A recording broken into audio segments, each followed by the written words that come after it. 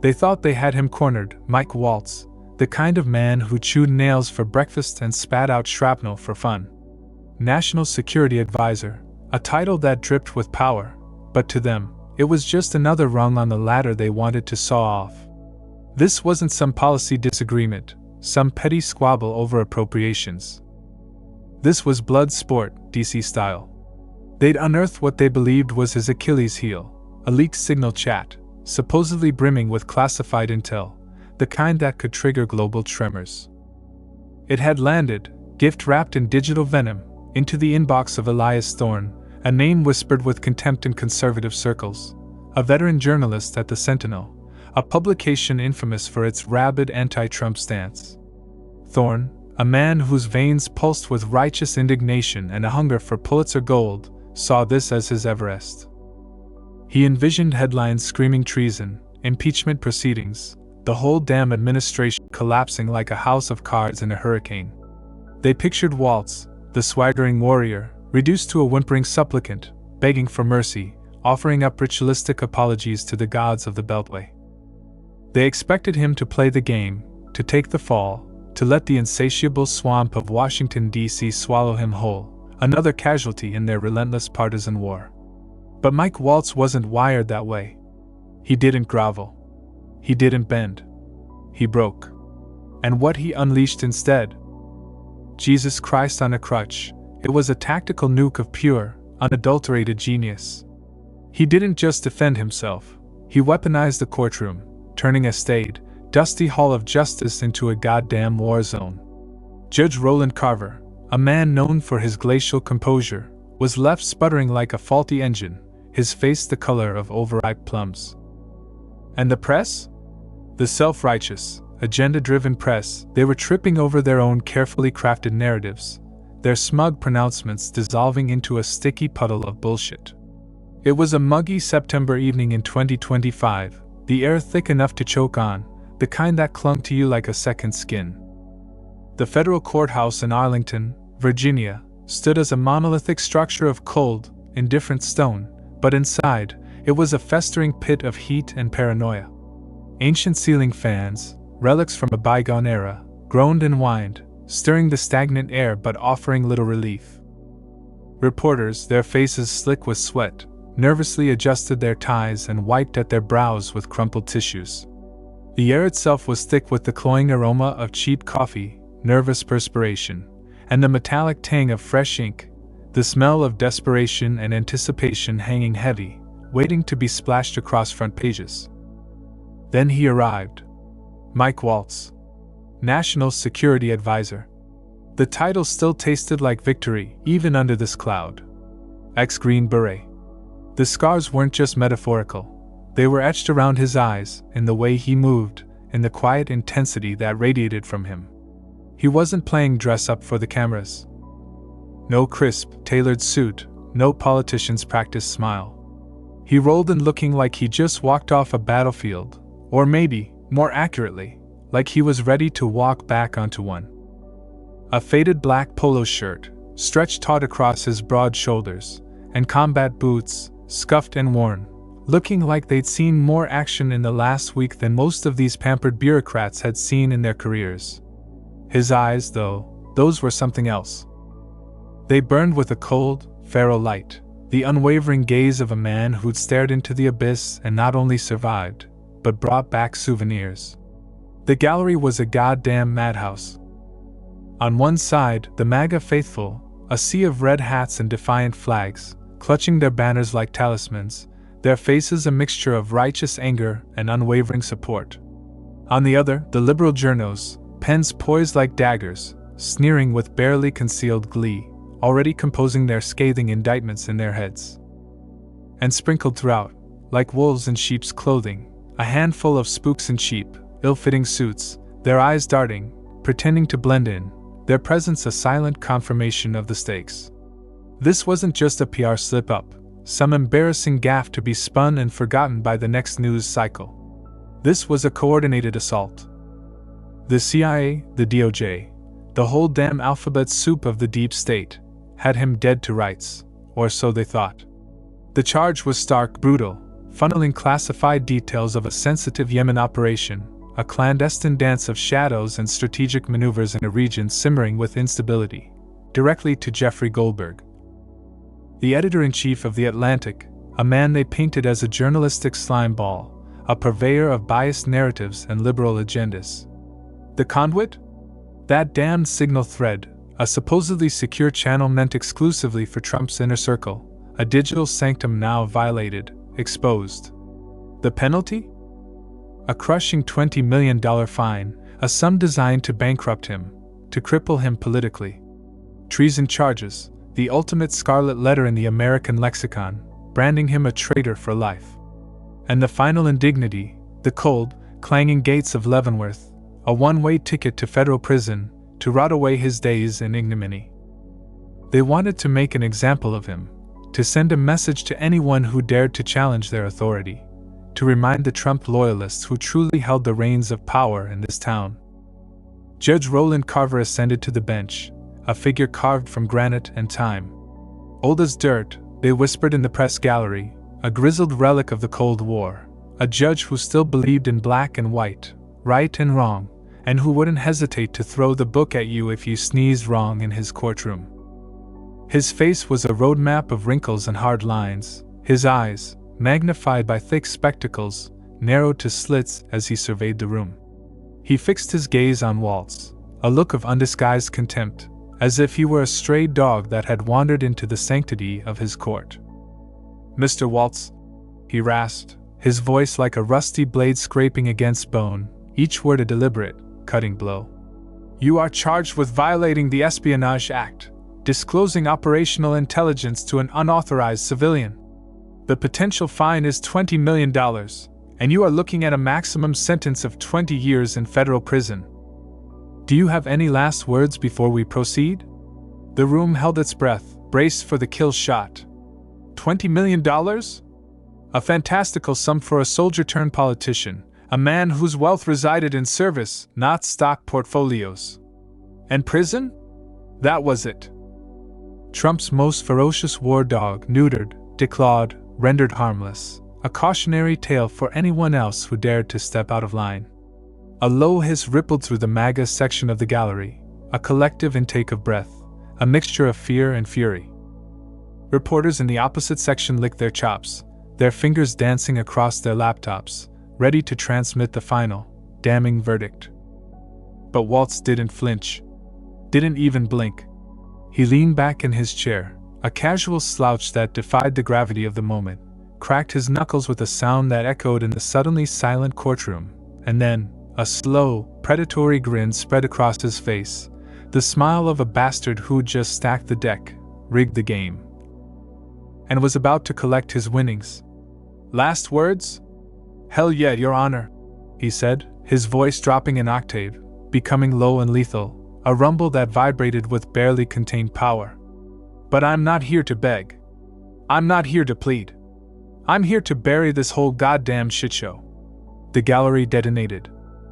Shouts erupted, gasps of disbelief, a MAGA guy in the front row, emboldened by Waltz's defiance, hollering, "Get 'em, Mike! Show 'em what you're made of!" Carver's gavel smashed down with thunderous force, bang, the sound reverberating through the courtroom. But even as he pounded for order, his scowl wavered, a flicker of uncertainty in his eyes. "You have lawyers for that," he growled, his voice strained, trying to regain control of the unraveling proceedings. Waltz laughed, a sound cold and sharp as shattered glass.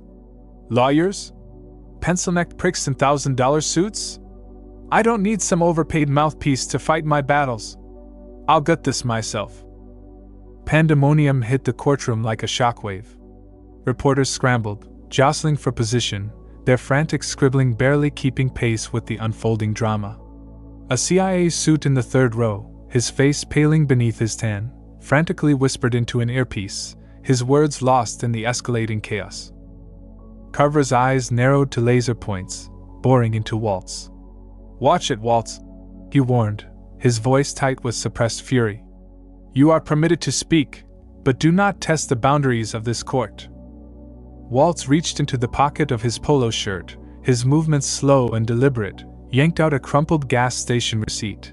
A goddamn gas station receipt, yellowed and stained, scribbled with thick black Sharpie, and slammed it onto the polished mahogany table with a resounding thud.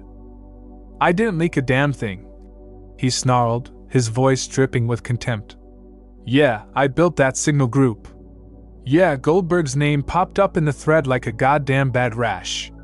But you think for one goddamn second that I would hand that lying sack of shit, that journalistic parasite, a golden ticket to screw Trump? Prove it, assholes, I dare you." A DOJ prosecutor, a young, twitchy ferret of a man in a knockoff Armani suit that screamed desperation, practically leaped out of his chair, his face contorted with indignation. "Objection! Your Honor, this is a national security crisis. The defendant is attempting to obfuscate, to dodge accountability for his egregious actions."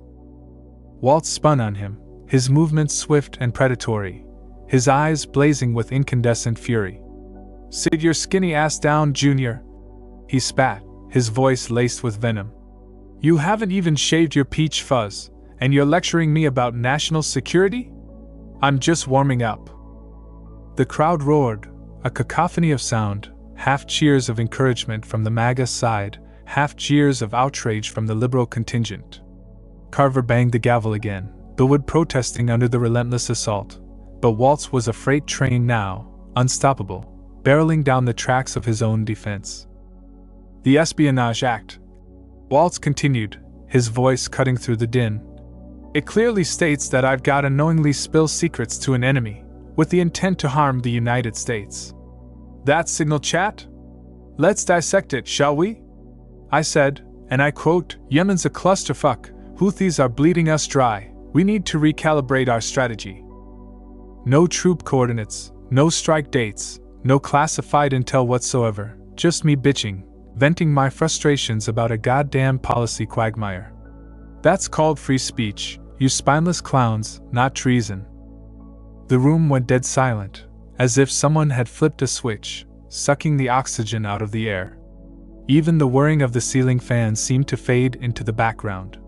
Judge Carver blinked, visibly rattled, his carefully constructed composure cracking under the force of Waltz's unexpected counterattack. A reporter muttered in the press gallery, "He's lost it. He's digging his own grave." Another, leaning closer, whispered back, "No, you idiot. He's rewriting the rulebook." Waltz jabbed a thick finger at the crumpled gas station receipt, his eyes fixed on Carver. "There's a case, Your Honor. Reynolds v. FBI, 2017. Look it up." Court said vague policy rants, expressions of opinion, even critical ones, don't count as leaks unless you drop hard intel, specific operational details that compromise national security. Goldberg got into that chat group because some dipshit staffer, some intern probably still wet behind the ears, fat-fingered JG when they were adding names, meant Jameson Greer, trade representative, initials JG, not that bottom-feeding Goldberg. You wanna lock me up, destroy my life, for a goddamn typo? Then you're not concerned about national security. You're just pissed I didn't kiss your asses first. Carver's jaw tightened, his face hardening into an impassive mask. You're saying this was a clerical error? A mistake? Fuck yeah, it was a mistake. Waltz shot back, his voice ringing with conviction. And even if it wasn't, where's the goddamn damage? Where's the evidence that this supposed leak compromised anything? The Yemen op went off like clockwork. Houthis smoked, sea lanes open. Not a single drop of American blood spilled as a direct result of anything I said in that chat. Goldberg sat on it, didn't publish a peep, until the dust had settled, until the mission was complete. You're charging me, dragging me through this kangaroo court, for a ghost story, a phantom leak that didn't even haunt anyone. The CIA suit, his face now ashen, finally stood, his voice quaking with a mixture of fear and desperation. Your Honor, with all due respect, this incident, it rattled our allies. Panama pulled out of trade talks. The fallout is real. Waltz laughed, a sound dark and vicious, devoid of humor. Panama bailed on trade talks because China's got them by the balls, Because Beijing's economic influence is a goddamn leech sucking the lifeblood out of half the developing world, not because I vented my spleen in a private chat. Cry harder, spook. The gallery detonated again, this time with unrestrained laughter, boisterous yells of approval, a MAGA flag waving like a war banner, a defiant symbol of rebellion against the perceived injustice. Carver's gavel cracked, the wood splintering under the force of his rage, split, wood chips flying across the bench like shrapnel. Order! I demand order. Waltz, you are not an attorney, you are not qualified to, don't need to be. He cut in, a smirk playing on his lips. I've got a spine and a brain, Your Honor, more than your goons in the DOJ can say. You're framing me, trying to crucify me, for winning a war you couldn't even comprehend. Silence hit the courtroom like a brick wall, silencing even the most ardent supporters and detractors. Even the press, the vultures circling for a feeding frenzy, froze, their pens suspended mid-sentence. Carver stared at Waltz, his face a mask of apoplectic fury, veins bulging in his temples. You want this case tossed out entirely? Nah, Waltz said, his voice dripping with venomous satisfaction. Toss it? Too generous. Drop the fine to $1, symbolic gesture, and ditch the charges. I've earned at least that much for putting up with this charade. Carver, his face a study in internal conflict, waved his clerk over with a trembling hand. Pull Reynolds v. FBI and the signal logs. Now. The clerk, a young man clearly overwhelmed by the unfolding drama, bolted from his seat, tripping over a chair in his haste, sending a stack of legal papers scattering across the floor. The room hummed with nervous energy, thick as a live wire, the tension palpable enough to cut with a knife. A CNN hack, his fingers flying across his keyboard, tweeted, Waltz is torching the courtroom. Unprecedented scenes in Arlington. Trump, ever the opportunist, retweeted it within seconds. Mike's a beast, swamp's bleeding. Hashtag Waltz wins, hashtag Deep State defeated. Carver slammed the gavel stub down, declaring a recess, the abrupt interruption only amplifying the raw, electric atmosphere. The courthouse steps instantly transformed into a chaotic riot scene, protesters chanting slogans, flashbulbs exploding in blinding bursts, a kid, no older than 10, waving a hand-painted sign that declared, Waltz rules. When Carver returned to the bench, an hour later, his face was granite, his eyes like chips of ice. He cleared his throat, the sound echoing in the hushed courtroom. I have reviewed the Reynolds v. FBI ruling and the relevant signal communication logs, he announced, his voice flat, devoid of emotion. Reynolds holds. There is insufficient evidence to demonstrate a knowing or intentional disclosure of classified information constituting a breach of national security. Fine is reduced to $1. All charges are dropped. But, he added, his voice hardening, his gaze locking onto Waltz. One more stunt like this in my courtroom, Mr. Waltz, and I will personally chain you to the wall. The MAGA crowd erupted in a volcanic eruption of cheers, flags flying high, fists pounding seats in rhythmic celebration. Waltz, unfazed, simply nodded, a slow, smug acknowledgement of victory. Fair trade, he murmured, a hint of a smile playing on his lips. Next time, Judge, I'll bring a bigger match. He snatched the crumpled gas station receipt from the table, a trophy of his unlikely triumph, and strutted out of the courtroom, the crowd parting before him like he was Moses leading his people through the Red Sea. Outside, supporters chanted his name, a roaring chorus. Waltz! Waltz! Waltz! Inside, Judge Carver sat alone on the bench, staring at the broken gavel in his hand, the splintered wood a stark symbol of his shattered authority. He growled under his breath, a sound of grudging respect mixed with simmering resentment. That smug bastard outfoxed us all. By midnight, the internet was a raging inferno, the media landscape a battlefield of competing narratives. Fox News screamed in triumphant headlines. Waltz triumphs! Deep State humiliated! MSNBC wailed in righteous indignation. Trump thug escapes justice. Rule of law undermined. X, formerly Twitter, lit up with trending hashtags. Hashtag Waltz victory, hashtag receipt revolution, hashtag Mike Waltz just curb stomped the deep state. A trucker in Georgia, interviewed on a local news station, summed up the sentiment of millions. That Waltz fella, he's a warrior. Finally, someone who tells those suits in DC to go to hell. Law professors, scrambling to analyze the legal implications, raced to cite Reynolds v. FBI in op-eds and academic blogs, dissecting the implications for free speech and executive privilege. Trump called Waltz directly, his voice booming with unrestrained admiration. Mike, you're a goddamn titan. You showed them. You're a goddamn national hero. Waltz just chuckled, a low, satisfied rumble. Back in his office by dawn, the city still stirring to life, already sharpening the next knife, preparing for the next battle. The fallout didn't quit. It rippled outwards, a seismic tremor shaking the foundations of the established order. A vet in Alabama, facing a Kafkaesque bureaucratic charge from the VA, fought back, armed with Waltz's playbook, guts, a defiant middle finger, and a citation of Reynolds v. FBI, and won, his victory a small spark igniting a wildfire of resistance. A cop in Ohio, facing disciplinary action for cussing out a bureaucratic superior who was obstructing a legitimate investigation, cited rights, free speech, and the Waltz precedent. And instead of being reprimanded, he got promoted, his defiance rewarded, his insubordination celebrated. The system, the vast, impersonal machine of government, shook, terrified by the emergence of a new kind of rebel, a figure who'd rather torch the whole damn thing than bow to its suffocating dictates. Carver, back in his chambers, knew it.